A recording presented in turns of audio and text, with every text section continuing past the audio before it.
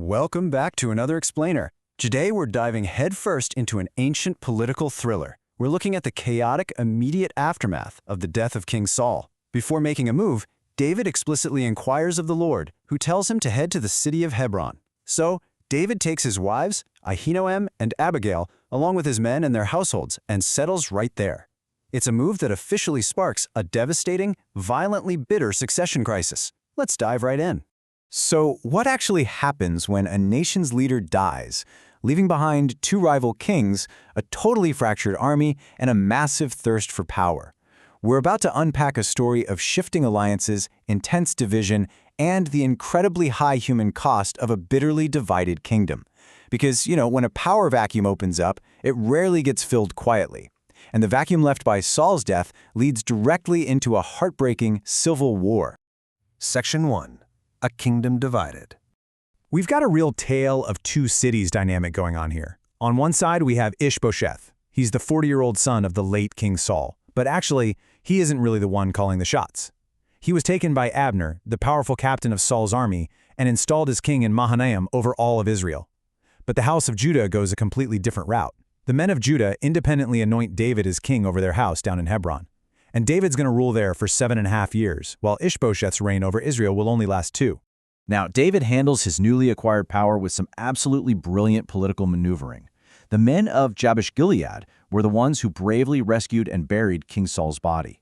So David immediately sends messengers to them. He blesses them, thanking them for showing kindness to their master, and promises to requite or reward them for it.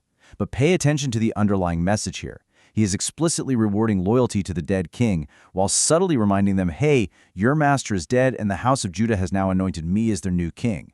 It's a masterclass in gentle diplomacy, subtly asking for their future loyalty. Section 2. The Pool of Gibeon. Well, diplomacy can only hold for so long, right? Let's break down the tactical situation on the ground when Abner's forces, representing Ishbosheth, finally clash with Joab's forces, representing David. They meet up right by the Pool of Gibeon, creating an incredibly tense military standoff.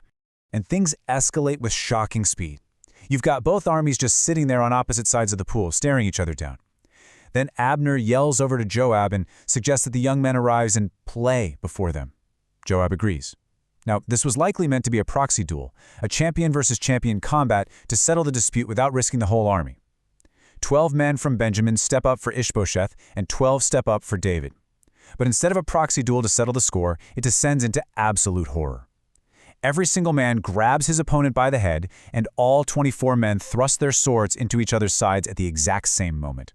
They literally all fall down dead together. And this horrific spectacle sparks a massive, incredibly sore battle.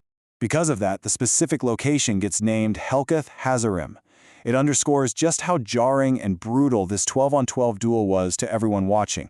It became a literal landmark of meaningless mutual destruction, forever tied to the spot where those 24 men fell together.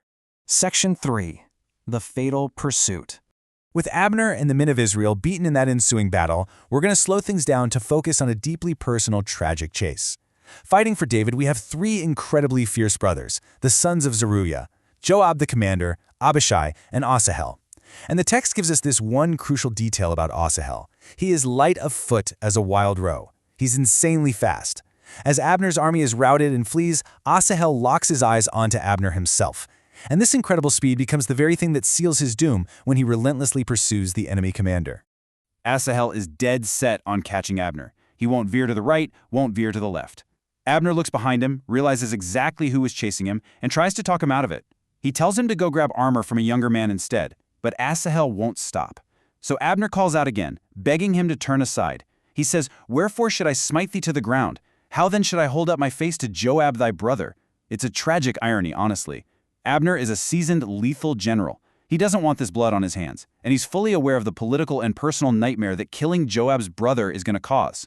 But Asahel just stubbornly refuses, which literally forces Abner's hand. As Asahel closes in, Abner doesn't even turn around to strike with the blade of his weapon. He thrusts backward with the hinder end, basically the blunt wooden butt of his spear. But he strikes with such incredible force that it hits Asahel right under the 5th rib and passes straight through his body. Asahel falls and dies right on the spot. And this death is so shocking, so sudden, that the text notes the pursuing army literally froze. Every single soldier who came running up to the place where Asahel fell just stood still in absolute shock. Section 4. The bitter aftermath. Now, Joab and Abishai are fueled by the death of their brother, and they keep up the chase until sunset. They reach the hill of Ammah, where Abner manages to rally the children of Benjamin into a single troop on top of a hill. From that high ground, Abner calls out to Joab with this haunting plea, "Shall the sword devour forever? Knowest thou not that it will be bitterness in the latter end?" This right here is the thematic heart of our explainer. It completely summarizes the absolute futility and lasting trauma of civil war. He's asking, how long until you tell your people to stop hunting down their own brothers? Joab responds by acknowledging that if Abner hadn't spoken up, the pursuit surely would have lasted until morning. But he finally yields. Joab blows a trumpet, and the fighting stops. But you know, there's no celebration here. It's a grim, exhausting reality for everyone involved. Both factions now have to march back to their respective capitals under the cover of darkness. Abner and his defeated men walk all night through the plain, crossing the Jordan River back to Mahanaim. Meanwhile, Joab has to take up the body of his brother Asahel, bury him in their father's tomb down in Bethlehem, and march through the night, arriving back at Hebron right at sunrise.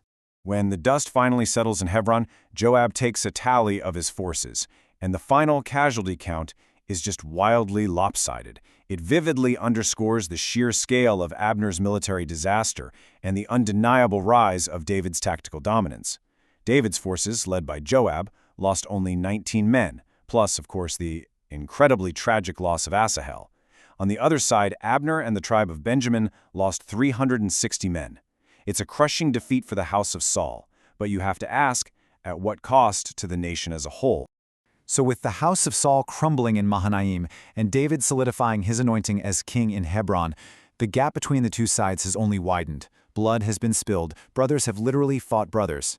I want to leave you with this final provocative thought, because this brutal clash at Gibeon is just the beginning of a much larger, darker struggle for the crown. Can a kingdom this deeply fractured, carrying the weight of so much bitterness and grief, ever truly be united again? Thank you so much for joining me for this explainer. Keep questioning, keep learning, and I'll see you next time.